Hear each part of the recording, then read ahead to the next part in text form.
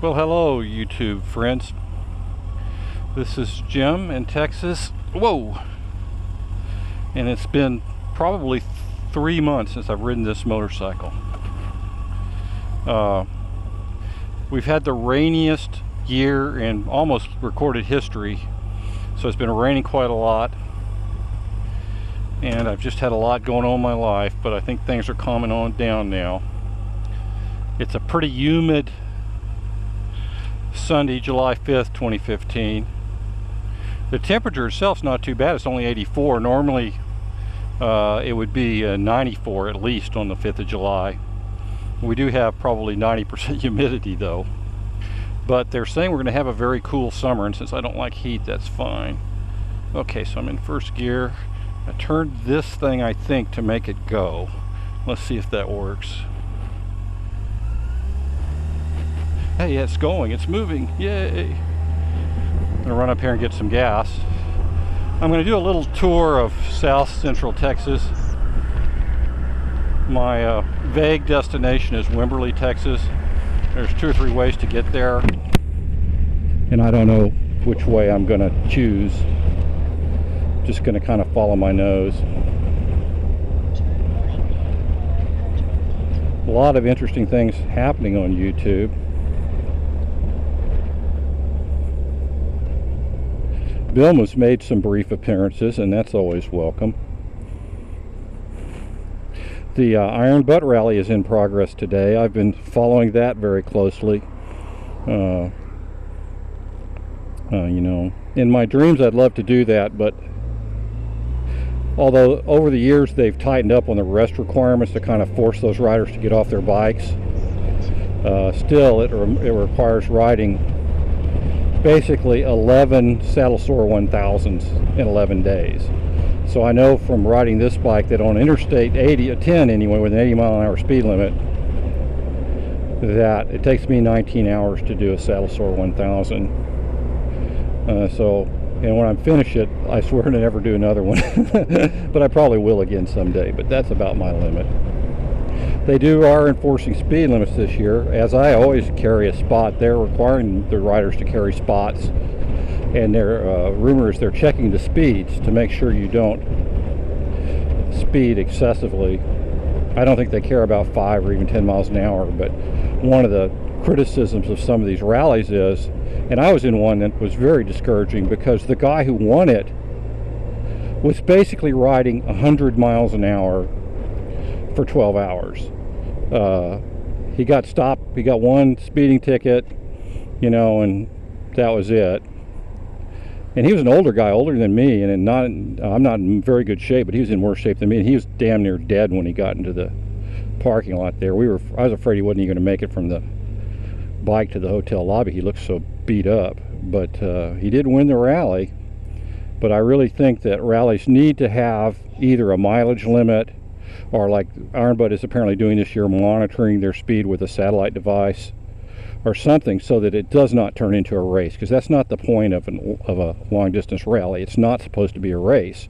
It's supposed to be a clever somebody who can ride long distances safely and figure out a solution to the traveling salesman problem that's complicated by a couple orders of magnitude by the point system. Maybe I'll talk about that a little more later. I'm going to get some gas here and just start on my trip to vaguely the area of Wimberley, Texas. If I can get the kickstand to come down. There we go. And I will report back later. Okay, I'm in, you know, I have to quit saying okay as the first word in every sentence when I'm on video. So let's start over. Hello. Jim again. I'm in Dripping Springs, Texas, where I just did a hydration stop, and I'm going to continue on to Wimberley. If I can make it across this super busy road. Boy, I hate this. God damn it. It's hard with my short little legs holding that bike up a steep incline. Okay. What was I saying? I'm going to Wimberley. Just talked to a couple We're on a multistrada. That's a beautiful, beautiful bike. It's very interesting weather today. It's only, here it is, you know, almost 1 p.m. and it's only, according to my FJR, 91 degrees, which is balmy. I mean, most of the time by the 4th of July, we're getting high 90s or low 100s, so this is very unusual. It's pretty, there's a guy on a nice bike.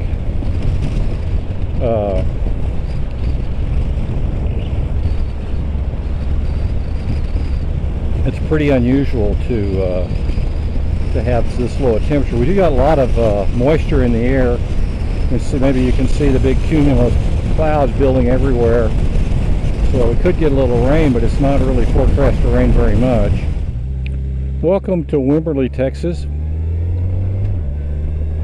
Wimberley is a wonderful little, basically almost a resort town here between Austin and San Antonio. They have this lovely Blanco River that runs through it in sort of the heart of the town. And it went wild a couple of months ago. We had these torrential rains, and they had a 100-year flood.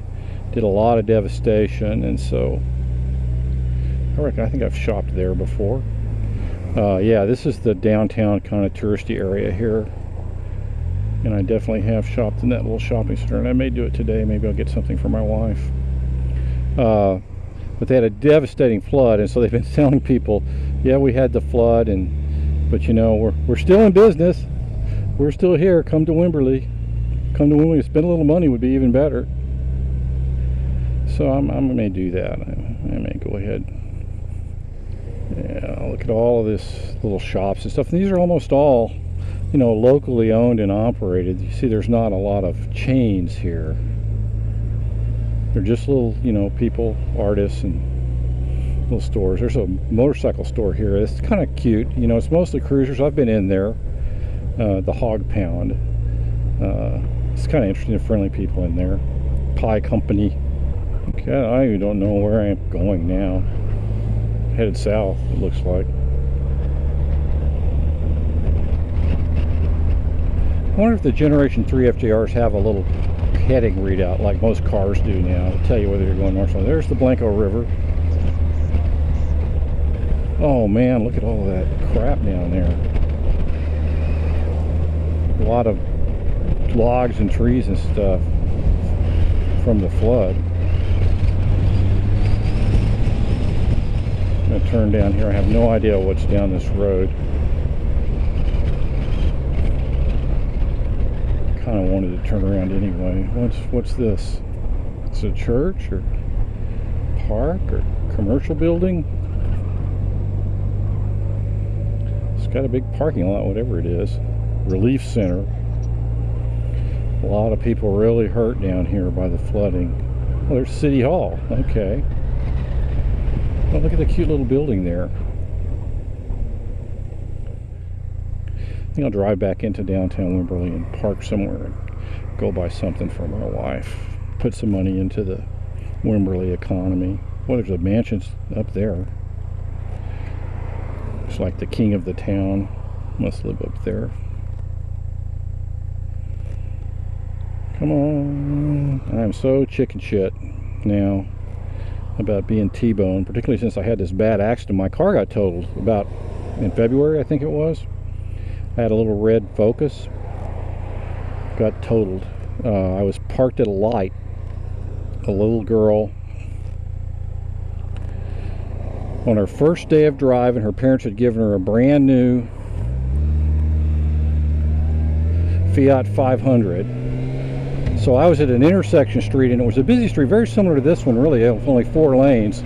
There was a light there, and she turned left into traffic against the light. She did not have a left turn signal, and she got out into the road, realized what she'd done, and stopped.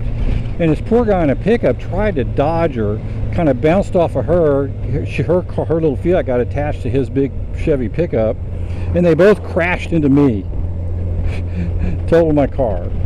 I did wind up with a better car than I deserve. I was going to get another Focus, and my wife, who hated the Focus anyway, but she said, no, this is probably your last chance in your life to get a really nice car.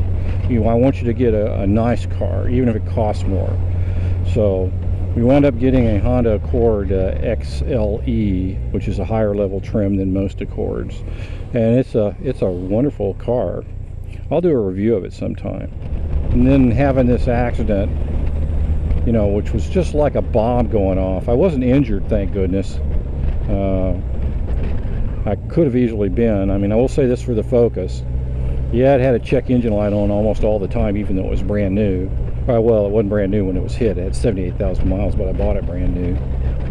It, you know, it did the crumpling thing up in the front. I got bounced around pretty good and had a headache for a while, but they said that was just neck muscle problems because my head was like, you know, bounced around like a bobblehead. Okay, I'm going to pull in here and see if I can find a place to park. Of course, being an FJR, you got to be careful. I don't want to park head in downhill, or I'll just have to live here because I could never get it out. What gear am I in? I want to be in second. It would really be nice if there was one of these ones on the left available. Take next left. Here we go.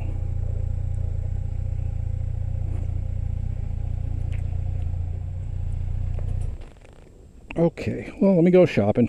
I'll talk to you guys later. Okay, I'm still in Wimberley. Did some window shopping, went into a couple of little shops. Water bottles go for $1 a piece here, which is nice. I wound up just buying a ham and cheese sandwich at a little deli because I wanted to spend some money here. I didn't see any trinkets that I thought my wife would like. At least not ones that I could afford. A lot of the stuff here, very little of the Chinese, you know, kind of crappy souvenirs here. A lot of the stuff here is handmade right here in Texas. And, you know, there's some pretty good stuff here. Alrighty, can I back out of this space and not get run over by somebody coming around that corner, or otherwise meet disaster? Okay. I'll turn right when I'm good and ready, Mr. GPS, or Ms. GPS. Okay, I'm an old man, guys. Quit mocking me. There. Okay, I think I made it. That truck didn't run over me. All right, let's see if we can get out of here.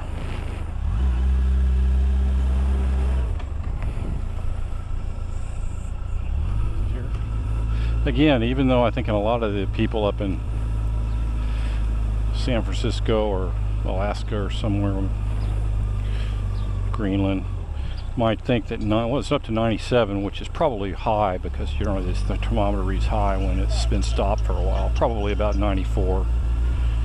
It's not hot for the 5th of July in Texas. It's just not. If I can get out on the highway, I'll be good. Go visit my my daughter and her husband and my 2 grandkids in Buda, Texas. One of them is 8 years old and practically a teenager already. She's big into cheer and gymnastics, a really good kid. And then the other one is, I think, 2 months old. And you know, when they're less than a month old, they're just kind of little worms, really. But now that he's 2 months old, he's starting to look like an actual human being. And I think I turned the wrong way. Now, I forgot to put my earplugs in as usual, but it's not a long ride.